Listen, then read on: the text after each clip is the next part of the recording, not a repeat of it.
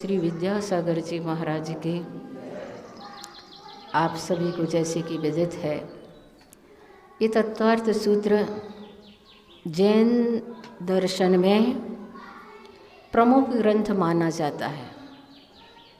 जैसे ईसाइयों में बाइबिल, मुसलमानों में कुरान, हिंदुओं में रामायण प्रमुख माने जाते हैं, वैसे ही तत्वार्थ सूत्र जैन दर्शन का प्रमुख ग्रंथ है। और अगर हमें जैन सिद्धांत का अध्ययन करना है तो उसके लिए सर्वप्रथम तत्वार्थ सूत्र को अगर हमने अर्थ सहित तैयार कर लिया तो आप जैन दर्शन के फिर कोई भी ग्रंथ उठा करके देख लें, आपको पढ़ने में कभी परेशानी नहीं होगी। तो यहाँ पर बहुत जल्दी ही शॉर्ट में हम आप सभी के लिए तत्वार्थ सूत्र का अर्थ बताएंगे और फिर एक परीक्षा लेंगे। अभाना में तो हमने तत्वार्थ सूत्र पढ़ाया और प्रत्येक के पेपर लिए थे। पेपर पूरे 10 हमारे पास रखे हैं। यहाँ पर सभी लोग तैयार नहीं हो रहे थे, माता जी कैसे देंगे, परीक्षा कठिन होता है, ये दुनिया की बातें थी। तो फिर मैंने वैसा मन नहीं बनाया है। अगर आज आप लोग रुचि लेंगे तो कल से आध घंटे में आप लोगों को मुख्य विषय दे दिया जाएगा और आध घंटे में आप इसकी परीक्षा भी बहुत अच्छे से दे सकते हैं। तो यहाँ पर तत्वार्थ सूत्र के मंगलाचरण का अर्थ यहाँ पर कहा जा रहा है कि जो मोक्ष मार्ग से नेतारम, मोक्ष मार्ग के जो नेता हैं, विशेषण बताए जा रहे हैं कि हमारे आराध्य कौन हैं, हम किसे नमस्कार कर रहे हैं। तो जो मोक्ष मार्ग के नेता होते हैं, जिन्होंने कर्म रूपी पर्वत को भूभृताम का मतलब होता है पर्वत, जिन्होंने कर्म रूपी पर्वत को भेद दिया है, तोड़ दिया है। और ज्ञातारम विश्व तत्वानाम, जो विश्व के समस्त तत्वों को एक साथ युगपत जानते हैं, वंदे तद्गुण लब्धे, उनके उन गुणों की प्राप्ति के लिए हम उन्हें नमस्कार करते हैं। फिर यहाँ पर मंगलाचरण के बाद मोक्ष मार्ग बताया जा रहा है कि मोक्ष मार्ग किसे कहते हैं। तो कहा जा रहा है सम्यक दर्शन ज्ञान चारित्राणि मोक्ष मार्ग। सम्यक दर्शन, सम्यक ज्ञान और सम्यक चारित्र, इन तीनों की जो एकता होती है वो मोक्ष मार्ग कहलाता। अकेला सम्यक दर्शन मोक्ष मार्ग नहीं है।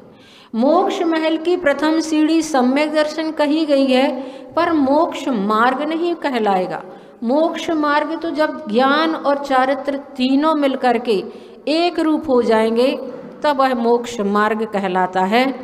और फिर आप लोगों के मन में प्रश्न हो सकता है कि सम्यक दर्शन, सम्यक ज्ञान, सम्यक चारित्र ये मोक्ष मार्ग है। तो पहले हमें ये तो पता चले कि सम्यक दर्शन किसे कहते, किसे कहते सम्यक दर्शन। तो आचार्य उमा स्वामी ने कहा तत्वार्थ श्रद्धानम सम्यक दर्शनम, 7 तत्वों पर श्रद्धान करना सम्यक दर्शन कहलाता है। उनका जैसा स्वरूप है वैसा स्वरूप उनका, उन पर श्रद्धान करना सम्यक दर्शन है। जैसे कि हम जीव तत्व का स्वरूप पढ़ते हैं कि जो जीता था, जीता है और जीवेगा, वो कौन कहलाता है?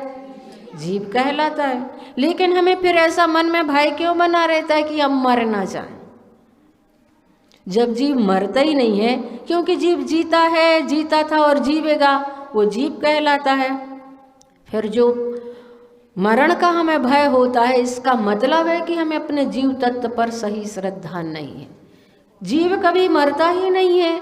हाँ, ये बात अलग है कि पर्याय बदल जाती है, मनुष्य पर्याय बदल करके कोई दूसरी पर्याय प्राप्त हो गई, पर जीव का कभी मरण नहीं होता। ऐसा जिसके अंदर श्रद्धान होता है वह सम्यक दर्शन कहलाता है। सम्यक दर्शन नाम से लोगों को लगता है तो बहुत बड़ी चीज़ है, ये तो हमारे सिर के ऊपर से निकलता है, ये हम समझ ही नहीं पाते हैं, जिसे हम राइट बिलीव कहते हैं, सही विश्वास। सम्यक श्रद्धान सम्यक दर्शन कहलाता है। उसके बाद आप सब कहेंगे कि वो सम्यक दर्शन जिसे हम 7 तत्वों को श्रद्धान के रूप में जानते हैं तो कितने प्रकार का होता है। तो कहा गया तन निसर्गाद दधिगमाद्वा। वह सम्यक दर्शन दो प्रकार का होता है, एक निसर्ग सम्यक दर्शन, दूसरा अधिगम सम्यक दर्शन। निसर्ग सम्यक दर्शन वो कहलाता है जो स्वभाव से होता है, और अधिगम सम्यक दर्शन वो कहलाता है जो पर के उपदेश आदि के माध्यम से प्राप्त किया जाता है, वह निसर्ग अधिगम सम्यक दर्शन कहलाता है। फिर आप लोगों को मन में जिज्ञासा होगी कि जब कहा गया है कि तत्वों पर श्रद्धान करना सम्यक दर्शन है, तो वे तत्व हैं कौन से? ऐसा जब हमारे मन में प्रश्न उठता है तो कहा जाता है जीवा जीवाश्रव बंध संवर निर्जरा मोक्षास तत्वम। जीव और तत्व में अजीब कहा गया है, द्रव्य में पुद्गल कहा गया है। अजीब में और पुद्गल में फर्क होता है। अजीब में और पुद्गल में अंतर होता है, बहुत अंतर होता है। क्या अंतर होता है? तो अजीब जो होता है उसमें स्पर्श रसगंध वर्ण पाए जाएं, ये कोई जरूरी नहीं है।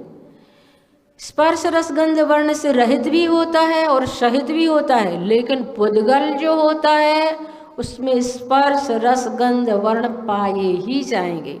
तो इस प्रकार से ये अजीब और पुद्गल में अंतर होता है। तो यहाँ पर कहा जा रहा है जीव अजीब आश्रव वंद संवर निर्जरा और मोक्ष, ये 7 तत्व हैं। इन 7 तत्वों के लिए एक उदाहरण हम देते हैं कि ये 7 तत्व हम कैसे समझें।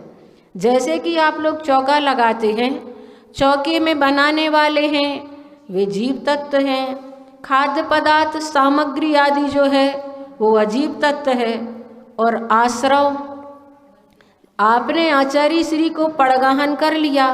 अब देखो कैसा आश्रव होता है लोगों का, कितने सारे लोग चले आ रहे हैं, दौड़े चले आ रहे हैं, ये आश्रव। अब पूरा कमरा ही भर गया है, पूरा भर गया है, बिल्कुल जगह ही नहीं है किसी को वहाँ पर रुकने के लिए। तो क्या हो गया? बंद हो गया। जब पूरा कमरा वहाँ पर भर गया, बंद हो गया, तो कहा कि भैया अब रोक दो बाहर वालों को, अब यहाँ बिल्कुल जगह नहीं है, बाहर वालों को रोक दो। तो क्या हो गया? संबर हो गया। अब इनमें से एक एक को निकालते चले जाओ। तो क्या हो गई? और आचार्य श्री अगर निकल गए तो फिर तो कोई नहीं बचेगा उस चौकी में। तो इस प्रकार से आश्रय यानी कर्मों का आना, वंद यानी कि आत्मा और कर्मों का एक देश संबंध होना, एक क्षेत्र होगा संबंध दूध और पानी की तरह, और शंबर का मतलब आते हुए कर्मों को रोक देना व्रत समिति गुप्ती आदि के माध्यम से, और निर्जरा जो कर्म हमारी आत्मा के साथ बंध को प्राप्त हुए थे उन कर्मों को तपस्या आदि के माध्यम से, कोई एकासन करके, कोई उपवास करके, कोई सामायिक करके, कोई ध्यान करके अपने कर्मों को निर्जरित करते चले जाते हैं, वो निर्जरा कहलाती है। और जब सारे कर्म हमारी आत्मा से समाप्त हो जाएंगे तो वह मोक्ष कहलाता है। इस प्रकार से ये 7 तत्व हैं। उसके बाद निक्षेप का कथन, नाम स्थापना द्रव्य भाव तस्तन्यासः। नाम निक्षेप, स्थापना निक्षेप, द्रव्य निक्षेप और भाव निक्षेप, ये 4 प्रकार से निक्षेप कहे गए हैं। और उसके बाद यहाँ पर सूत्र आता है, इतने सूत्र तक सम्यक दर्शन के यहाँ पर कारण बताए गए हैं। अब सम्यक दर्शन को जानने के उपाय क्या हैं? हम कैसे जानें सम्यक दर्शन को? प्रमाण नयई रधिगमः, प्रमाण और नय के माध्यम से हम उन 7 तत्व जीव आदि पदार्थों को जान सकते हैं। सम्यक दर्शन आदि रत्नत्रय और जीवादि 7 तत्व, इनका ज्ञान हमें प्रमाण और नय से होता है। प्रमाण क्या कहलाता है? वस्तु का पूर्ण रूप से ज्ञान होना प्रमाण कहलाता है, और वस्तु का एक देश ज्ञान होना नय कहलाता है। तो हम 2 प्रकार से भी वस्तु को जान सकते हैं और 8 प्रकार से भी जान सकते हैं, 6 प्रकार से। निर्देश स्वामित्व साधनाधिकरण स्थिति विधानतः, निर्देश यानी कथन करने की पद्धति, वस्तु के स्वरूप का कथन करना निर्देश कहलाता है। स्वामित्व यानी कि उसका स्वामी क्या है, मालिक कौन है। जैसे सम्यक दर्शन है, सम्यक दर्शन का कथन करना कि वह 7 तत्वों पर श्रद्धान करना सम्यक दर्शन है, ये निर्देश हो गया। और स्वामित्व, सम्यक दर्शन को कौन हासिल कर सकता है, तो संगी पंचेंद्री जीव ही सम्यक दर्शन को अपनी जिंदगी में उत्पन्न कर सकते हैं, वे ही उसके स्वामी हो सकते हैं। और साधना, साधन यानी कि कैसे हम उस सम्यक दर्शन को अपने जीवन में प्राप्त कर सकते, कौन से साधनों से हम सम्यक दर्शन को अपने जीवन में प्राप्त कर सकते हैं। तो लब्धि होती हैं, विशुद्धि लब्धि, क्षयोपशम लब्धि, देशना लब्धि, प्रायोग लब्धि, करण लब्धि, इनके माध्यम से वह सम्यक दर्शन हमें प्राप्त होता है। उसके बाद अधिकरण, कहाँ ठहरता है वह सम्यक दर्शन, इन 7 तत्वों में इनका आधार क्या है, तो वह सम्यक दर्शन जीव में ही पाया जाएगा, अजीव में नहीं पाया जाएगा। अधिकरण स्थिति, वह सम्यक दर्शन कितने समय तक ठहरता है, विधानता, उस सम्यक दर्शन के कितने भेद हैं। इस प्रकार से ये पदार्थों को सम्यक दर्शन आदि जानने के 6 उपाय बताए गए हैं।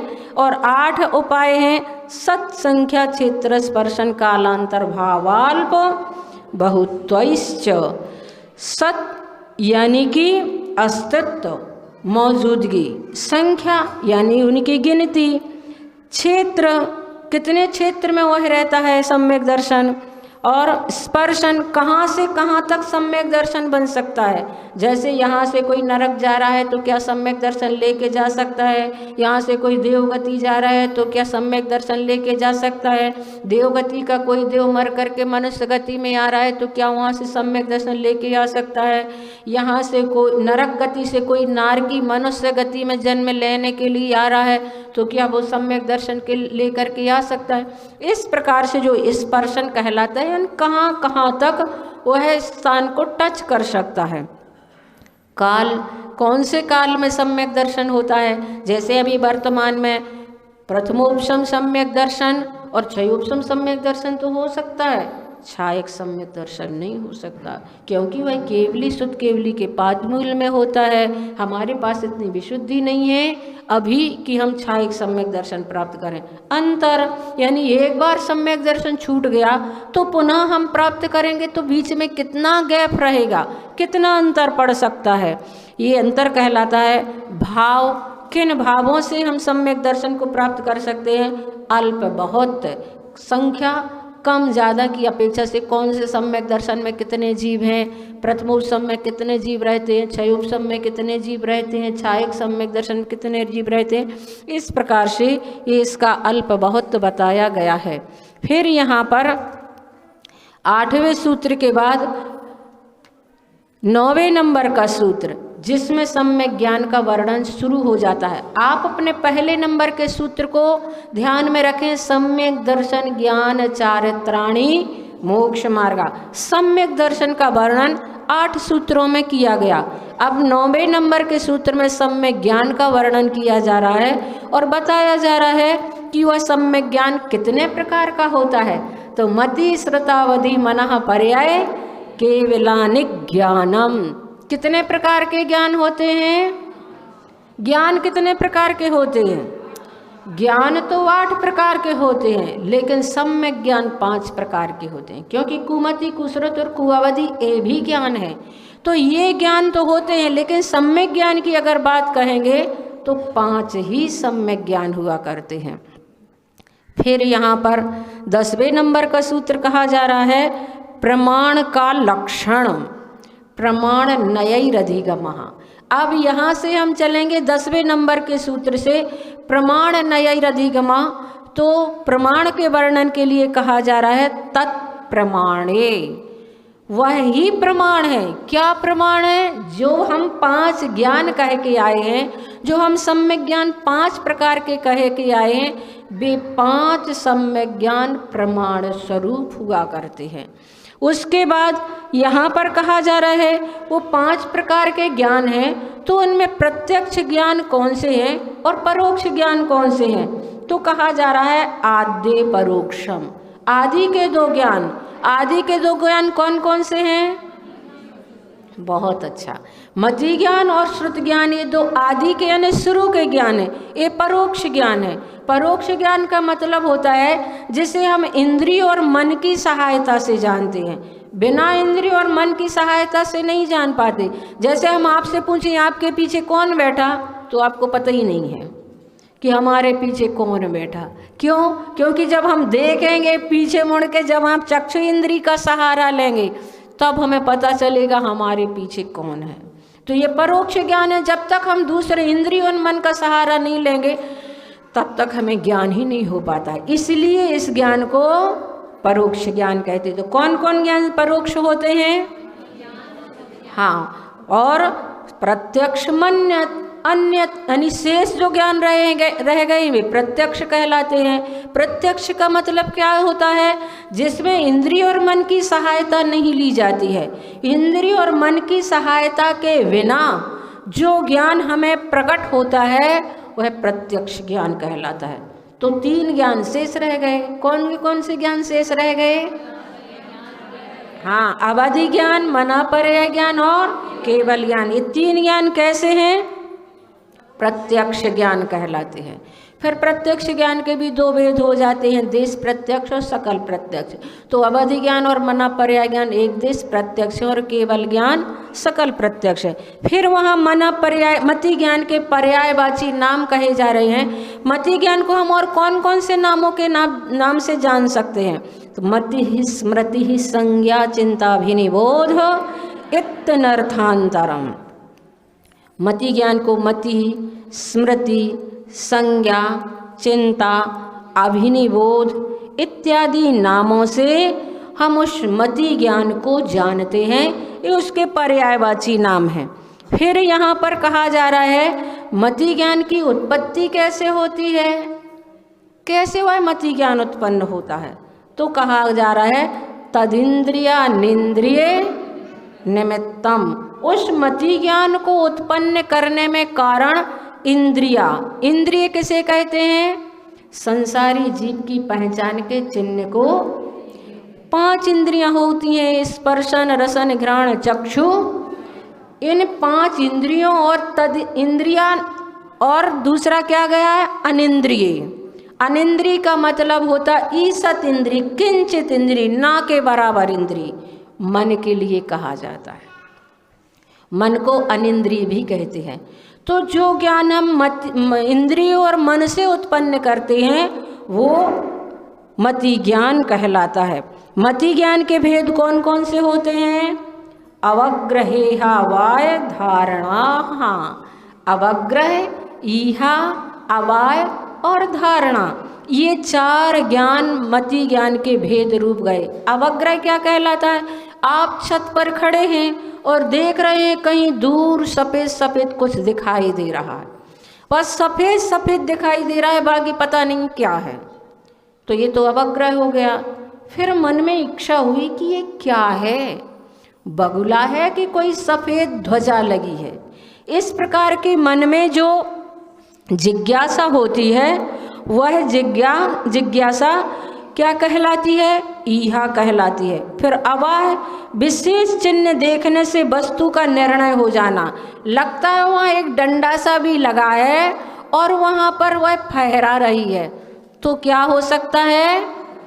निर्णय की ओर जाना अवाय कहलाता है। फिर धारणा क्या कहलाता है? अवाय के निश्चय किए गए पदार्थ को कालांतर में भी नहीं भूलना। जो डंडा में इस प्रकार से लगी रहती है वो ध्वजा कहलाती, वो ध्वजा ही है। ऐसी मन में जो धारणा बन गई वो धारणा ज्ञान कहलाता। तो मति ज्ञान के 4 भेद हो गए।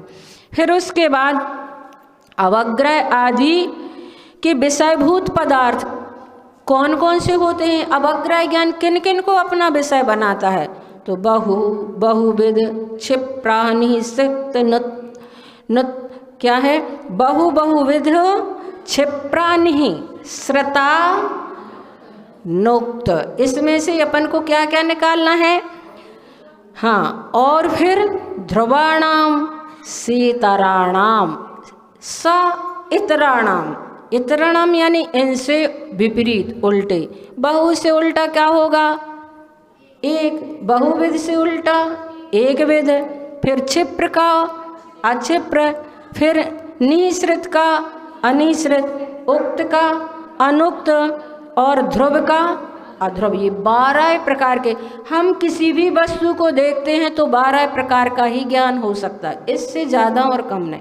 इससे 12 यानी कोई वस्तु एक होती है, एक प्रकार की होती है, कही हुई होती है, बिना कही हुई होती है, ध्रुव अध्रुव। इस प्रकार से पदार्थ को हम जानते हैं तो इन 12 चीज़ों से। तो फिर यहाँ पर प्रश्न किया जा रहा है कि आपने ये बहुविध आदि बता तो दिए, पर ये क्या हैं?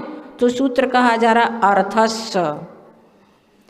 आप लोग अर्थस्य पढ़ तो चुके हैं कि अर्थस्य, लेकिन इसका मतलब क्या है? बहुवादी विशेषण पदार्थों के हैं। अर्थस्य यानी पदार्थ, और ये जो बहुविध आदि विशेषण कहे गए हैं ये पदार्थ के विशेषण हैं। उसके बाद अवग्रह ज्ञान की विशेषता। अवग्रह ज्ञान में क्या विशेषता होती है? जो हम सूत्र बोलते हैं अवग्रही हवाय धारणा, उसकी क्या विशेषता है अवग्रह की? तो व्यंजनस्यावग्रहाः, यानी कि व्यंजनस्य, व्यंजनस्य का मतलब होता है अप्रकट। अप्रकट का मतलब क्या कहलाता है? जैसे आप बाजार से मिट्टी का कोरा सकोरा लेकर के आए और उसमें आपने पानी की एक बूंद डाल दी, दिखाई दे रही है, तो पता ही नहीं चलता, 2-4 बूंदें भी डाल दे तो वो सोख लेता है। तो जो ऐसा अप्रकट रूप शब्दादि पदार्थ जो कुछ भी होते हैं वह अवग्रह, सिर्फ अवग्रह ज्ञान होता है। इहा आदिक 3 ज्ञान नहीं हुआ करते। अप्रकट पदार्थ का सिर्फ अवग्रह ही ज्ञान होता है। इहा में तो फिर ये क्या है, कैसा है, ये सब ज्ञान प्रकट होता है। फिर अवग्रह ज्ञान के बारे में और कहा जा रहा है कि वह कौन सी इंद्रिय से नहीं होता है। अवग्रह ज्ञान के लिए कौन कौन सी इंद्रियों से वह प्रकट नहीं होता? तो न चक्षुरनेन्द्रियाभ्याम, वह अवग्रह ज्ञान ना तो चक्षु से होगा और न मन से होगा।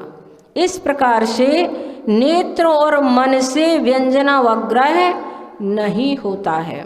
फिर यहाँ पर कहा जा रहा है श्रुत ज्ञान का लक्षण, भेद और प्रभेद। श्रुत ज्ञान कितने प्रकार का होता है? अभी तो अपन ने सम्यक ज्ञान के भेद पढ़े थे कि सम्यक ज्ञान 5 प्रकार का है।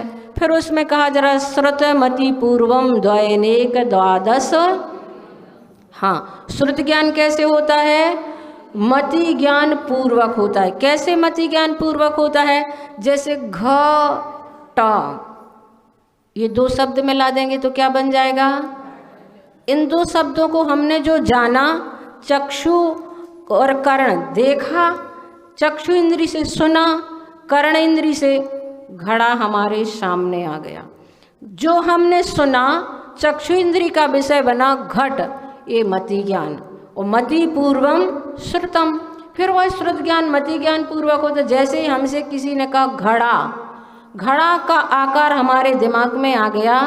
घड़ा मिट्टी का भी होता है, पीतल का भी होता है, तांबे का भी होता है, उसमें पानी भरा जाता है, मिट्टी के घड़े में जो पानी भरा जाता है उठा, ऐसा जो हम ज्ञान लगा रहे हैं वो श्रुत ज्ञान कहलाता है। फिर श्रुत से श्रुत भी होता चला जाता है, लेकिन शुरुआत जो होती है मति ज्ञान पूर्वक ही होती है।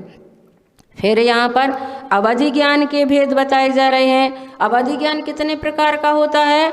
भव प्रत्यो वधिर देव नारकाणाम।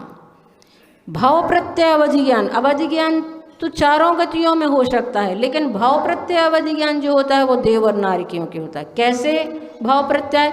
जिसके लिए भाव ही कारण है, यानी जो मर करके नरक गया तो उसे अवधि ज्ञान मिलेगा ही मिलेगा, जो मर करके देवगति में गया उसे नियम से अवधि ज्ञान मिलेगा ही मिलेगा। लेकिन मनुष्य गति और त्रिंश गति में ऐसा कोई तय नहीं है। उसमें तो हमारा अगर क्षयोपशम होगा तो हो सकता है, अन्यथा जरूरी नहीं है कि मनुष्य गति में हमें अवधि ज्ञान हो जाए। तो भाव प्रत्यय अवधि ज्ञान जो होता है वह देव और नारकियों के होता है, और तीर्थंकरों के भी बताया गया है, क्योंकि तीर्थंकर जो भी जन्म लेते हैं अवधि ज्ञान लेकर के आते हैं, इसलिए तीर्थंकर के ज्ञान को भी अवधि ज्ञान, भाव प्रत्यय अवधि ज्ञान कहते हैं। फिर क्षयोपम निमित्तक अवधि ज्ञान जो होता है उसके स्वामी कौन होते हैं, किसको होता है, तो क्षयोपम निमित्तः षड् विकल्पः शेषाणाम, कौन बचे अवशेष, मनुष्य और त्रियंच बचे, देव और नारियों की बात कर दी। तो क्षयोपम निमित्तक अवधि ज्ञान जो होता है वह मनुष्य और त्रियंचों के होता है, वह 6 प्रकार का होता है, अनुगामी, अनुगामी, और वर्धमान, हीयमान, अवस्थित, अनवस्थित करके इस प्रकार से होता है।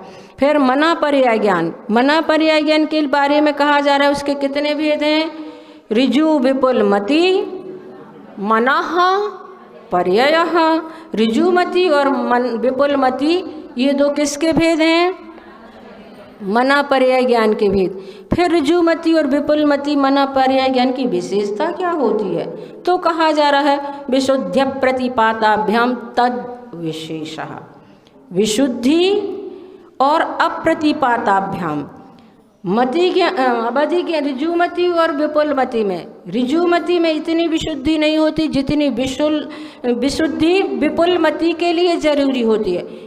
ऋजुमति जो होता है हो करके छूट भी सकता है, लेकिन विपुलमति मना पर्याय ज्ञान जो हो गया तो वह हो करके अप्रतिपाती कहा गया है, छूटता नहीं है। पर आचार्य श्री का इसमें ये मत है, क्योंकि इसमें ये कहा जाता है, कोई कहते हैं कि जिनको विपुलमति मना पर्याय ज्ञान हो गया उनको उसी भाव से मोक्ष ही प्राप्त होगा, क्योंकि वह छूटता नहीं है, तो फिर वो केवल ज्ञान प्राप्त करेंगे और केवल ज्ञान प्राप्त करके मोक्ष प्राप्त करेंगे। पर आचार्य श्री का कहना है कि ऐसा नहीं है।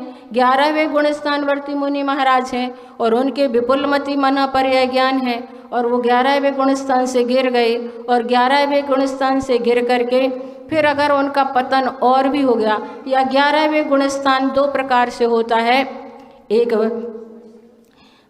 भाव क्षय की अपेक्षा से, दूसरा काल क्षय की अपेक्षा से। काल क्षय हो गया यानी कि 11वें गुण स्थान में गए और मरण हो गया, तो फिर वो वहाँ भी जा सकते हैं। तो इस प्रकार से भी ये विपुलमति मना पर्याय ज्ञान बन सकता है।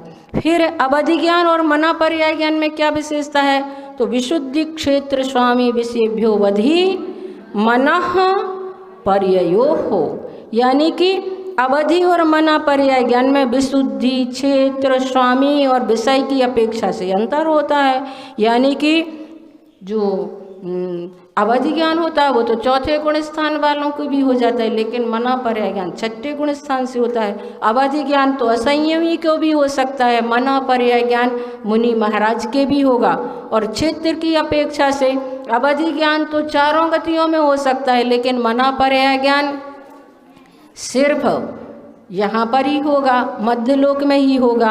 और स्वामी की अपेक्षा बता ही दिया है कि इसके स्वामी 4थे गुण स्थानवर्ती होते, उसके 6वें गुण स्थान से लेकर 12वें गुण स्थान तक के होते हैं। और विषय की अपेक्षा से अवधि ज्ञान जैसे विषय बनाता है उसके लिए कहा गया है तदनंत भागे मना पर्याय, उसका अनंतमा भाग मना पर्याय ज्ञानी अपना विषय बना सकते हैं। प्रश्न है, क्या परमाणु को अवधि ज्ञानी अपना विषय बना सकते हैं? अवधि ज्ञानी मुनि महाराज हैं या कोई अवधि ज्ञानी है, वो क्या परमाणु को अपना विषय बना लेगा? परमाणु को अपने ज्ञान से जान सकता है? क्यों नहीं जान सकता? क्या है कारण? तदनंत भागे मना पर्यस्य। परमाणु किसे कहते हैं? जिसका कोई दूसरा टुकड़ा ना हो सके उसे परमाणु कहते हैं। और उसका अनंतमा भाग, उसके अनंतवें भाग को मना पर्याय ज्ञानी जानते, तो उसका परमाणु का तो अनंतमा भाग होना ही नहीं है। इसका मतलब है आचार्य श्री से सिद्ध करते हैं कि परमाणु के बारे में कहा जाता है कि अवधि ज्ञानी के विषय के बारे में कहा जाता है रूपिष्वधे। अवधि ज्ञानी रूपियों को जानते हैं, रूपीसु अवधे, जिनमें बहुत सारे रूपी पदार्थ होते हैं। तो रूपी पदार्थ किस में होंगे? स्कंद में।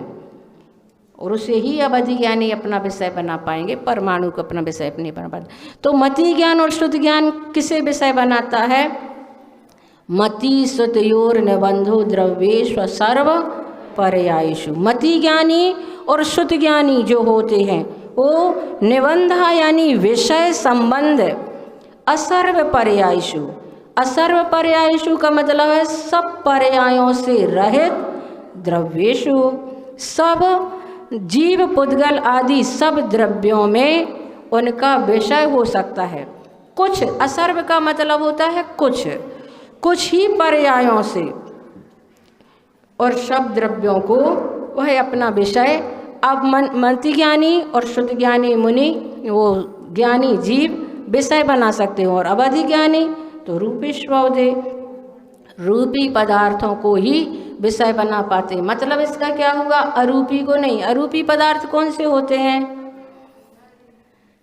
अरूपी पदार्थ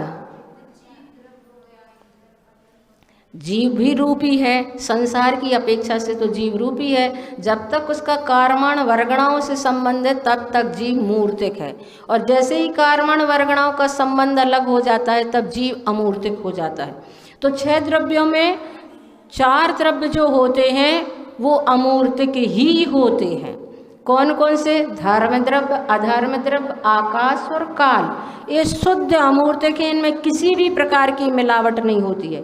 लेकिन जीव द्रव्य जो होते हैं जब तक संसार में है तब तक कारमाण वर्गणाओं की अपेक्षा से मूर्तिक भी कहलाता है। पुद्गल तो मूर्तिक है ही। तो ऐसे मूर्तिक द्रव्यों को ही अवधि ज्ञानी अपना विषय बना पाते हैं, अमूर्तिक पदार्थों को अपना विषय नहीं बना पाते। और जैसे वो अवधि ज्ञान विषय बना पाता है तदनंत भागे मनः पर्यस्य, उस अवधि ज्ञान के अनंतवे भाग में मनः पर्यस्य यानी मनः पर्याय ज्ञान की प्रवृत्ति होती है। और केवल ज्ञान सर्वद्रव्य पर्यायेषु। कैसे सर्वद्रव्य पर्यायेषु?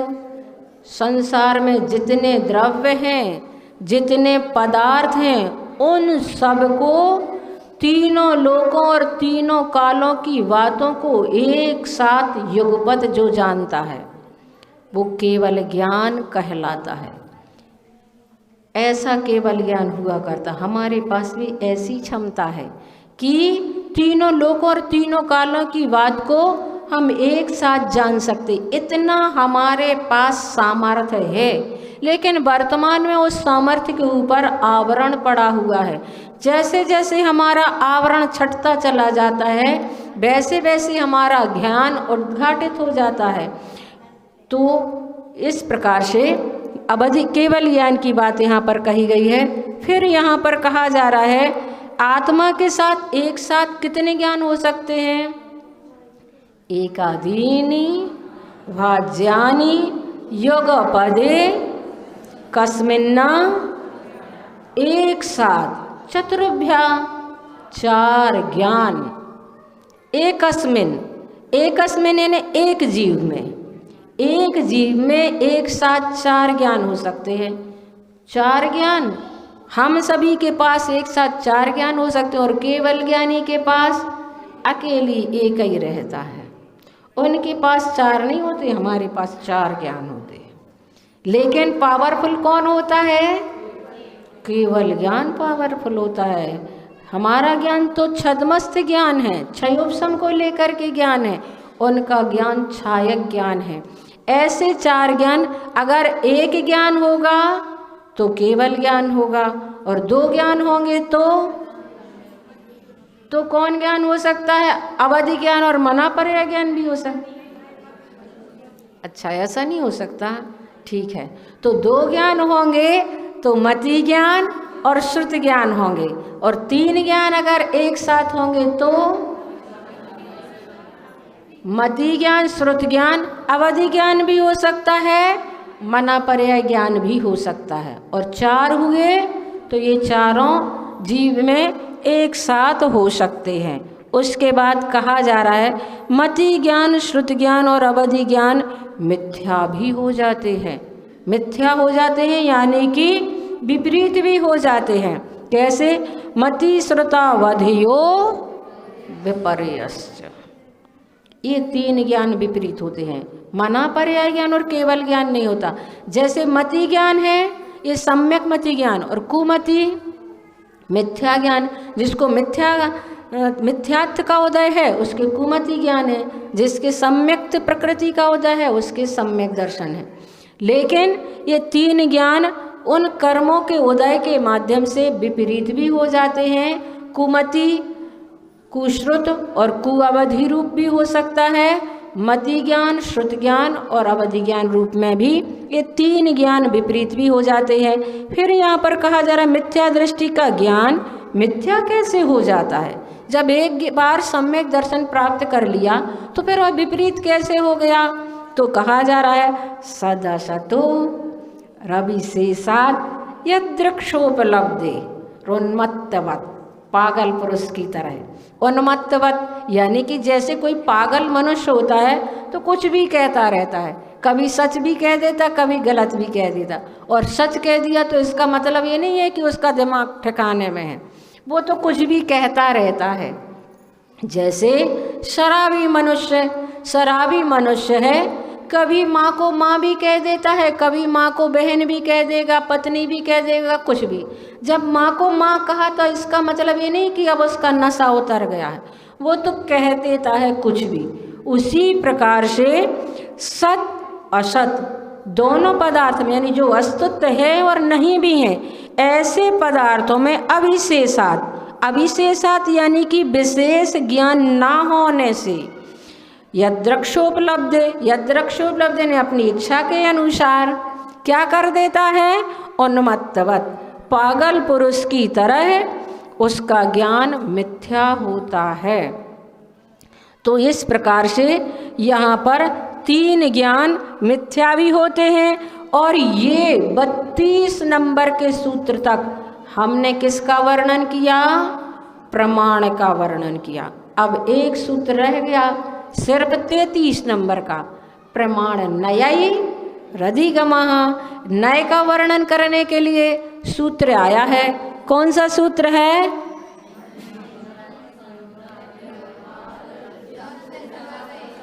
कितने होशियार हैं यहाँ के लोग, सबको मालूम है 7 नय कौन कौन से? नयिगम, संग्रह, व्यवहार, रज्जु, सूत्र, शब्द, समभिरूढ़ई वम भूता नयाहा। ये 7 नय यहाँ पर कहे गए हैं। और 7 नय में यहाँ पर सबसे पहले नयिगम नय। नयिगम नय का मतलब क्या होता है? नयिगम नय का मतलब होता है अनिष्पन्न अर्थ में संकल्प मात्र को ग्रहण करना, नयिगम नय। जैसे आप किचन की अभी चटकनी खोल रहे हैं, किसी ने पूछा आप क्या कर रहे हैं? हम रसोई बना रहे हैं। रसोई कहाँ बना रहे? अभी तो चटकनी खोल रहे, लेकिन संकल्प क्या है? रसोई बनाना है। इसलिए संकल्प मात्र को ग्रहण जो करता है वो नयिगम नय कहलाता है। और संग्रह नय जो सबको, किसी का विरोध ना करते हुए सबको ग्रहण करता है, वो संग्रह नय कहलाता है। जैसे जीव, हमने जीव कह दिया तो कौन कौन से जीव उसमें आ गए? सिद्ध जीव भी आ गए, संसारी जीव भी आ गए, निगोदिया भी आ गए, स्थावर भी आ गए, त्रस भी आ गए, सब उसमें सम्मिलित हो गए। और व्यवहार नय, भेद को व्यवहारा, फिर भेद कर दो, जीव के 2 भेद हो जाएंगे। व्यवहार नय कहता है जीव 2 प्रकार के होते हैं। कौन कौन से? संसारी और मुक्त। फिर भेद कर देगा वह व्यवहार नय, संसारी जीव कितने प्रकार के होते हैं? 2 प्रकार के, त्रस और स्थावर। फिर व्यवहार नय भेद कर देगा, त्रस कितने प्रकार के होते हैं? 2 इंद्री, 3 इंद्री, 4 इंद्री, 5 इंद्री, संगी असंगी, ये 2 प्रकार के त्रस होते हैं। स्थावर कितने प्रकार के होते हैं? ऐसे जो हम भेद करते चले जाते हैं वो व्यवहार नय कहलाता है। उसके बाद ऋजु सूत्र नय। ऋजु सूत्र नय क्या कहलाता है? ऋजु का अर्थ सरल है, अर्थात सरल को स्वीकार करना ऋजु सूत्र नय है। और इसमें कहा गया जो भूत और भावी काल के विषयों को ग्रहण न करके मात्र वर्तमान काल के विषय को ग्रहण करता है, वह ऋजु सूत्र नय कहलाता है। वर्तमान काल में जैसे कोई भोजन कर रहे हैं और आप आवाज़ दे रहे हैं पुजारी जी पुजारी जी, अब पुजारी जी कहाँ है, वो तो भोजन कर रहे हैं, तो आपने उसमें भूत भविष्यत पर्यायों को लगा लिया। लेकिन पुजारी हम किसे कहते हैं? जो पूजा करता है। जिस समय पूजा करने की क्रिया हो रही है उस समय पुजारी स्वीकार करना, ऋजु सूत्र नय उसे ही स्वीकार करता है। और शब्द नय किसे स्वीकार करता है? लिंग संख्या साधन आदि के व्यभिचार की निवृत्ति करने को शब्द नय कहते हैं। और उसमें यथा पुष्य तारका नक्षत्र आदि ये भिन्न भिन्न लिंग, स्त्रीलिंग में पुल्लिंग का, पुल्लिंग में नपुंसकलिंग का, इस प्रकार का मिलावट शब्द नय स्वीकार नहीं करता है। और फिर समाभिरूढ़ नय, जो नाना अर्थों को सम अर्थ छोड़कर प्रधानता में एक अर्थ में आरूढ़ होता है, वो समाभिरूढ़ नय कहलाता है। जैसे गौ शब्द के वचन आदि अनेक अर्थ में पाए जाते हैं तो भी वह पशु अर्थ में आरूढ़ होता है। और एवं भूत का मतलब होता है कि आत्मा जिस ज्ञान से परिणत हो उसी रूप से उसका निश्चय करना एवं भूत नय कहलाता है। यथा इंद्र रूप ज्ञान से परिणत आत्मा इंद्र कहलाता है, तीर्थ रूप ज्ञान से परिणत आत्मा तीर्थ कहलाता है, क्रोध रूप ज्ञान से परिणत आत्मा क्रोध ही कहलाता है। इसे कौन स्वीकार करता है? एवं भूत नय के माध्यम से। किसी को कसाई कह देते हैं। कसाई का मतलब क्या होता है? जिसके क्रोध कसाय है, मान कसाय है, माया कसाय है, लोभ कसाय है। तो कसाय और कसाई, नाणम नाणी, संयमम संजी, इस प्रकार से इसके ये भेद हो जाते हैं। उसको उस समय जो स्वीकार करते, जिस समय हमारी जैसी परिणत होती है उस समय उसे स्वीकार करना, ये एवं भूत नय का काम है। आज का आपको थोड़ा कठिन लगा होगा, थोड़ी जल्दी भी करना था, समय ध्यान में रखते हुए उसको करना था। अब यहाँ पर परीक्षा के रूप में आप लोगों को बताना है। कौन बता